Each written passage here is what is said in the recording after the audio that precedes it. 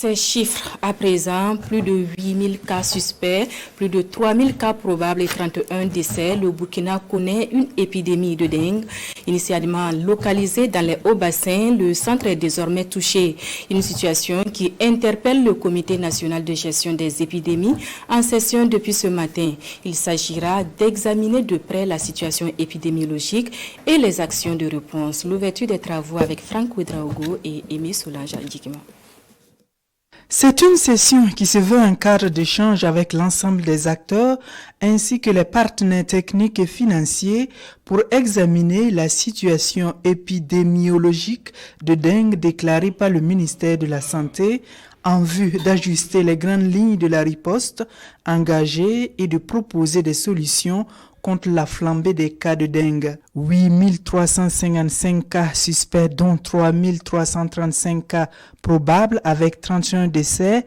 Telle est la situation dans l'ensemble du pays au cours de l'année 2023 avec un accent prononcé au niveau des régions des hauts-bassins et du centre. Par exemple, la région des hauts-bassins, nous avons enregistré un peu plus de 1000 cas suspects de dengue, dont environ 300 cas probables qui ont été notifiés.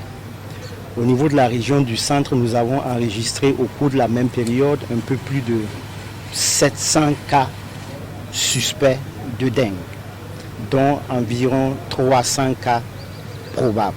Donc c'est une situation qui est préoccupante.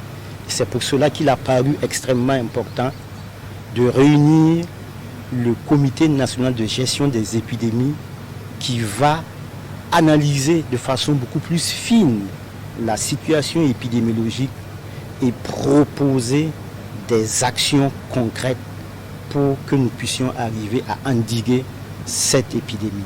La protection de la santé de la population et la réponse aux urgences de santé publique constituent des priorités pour le gouvernement, d'où l'appel à l'assainissement des cadres de vie. Dans la réponse, il est extrêmement important que nous puissions assainir nos cadres de vie, que nous puissions procéder à la destruction des gîtes larvaires.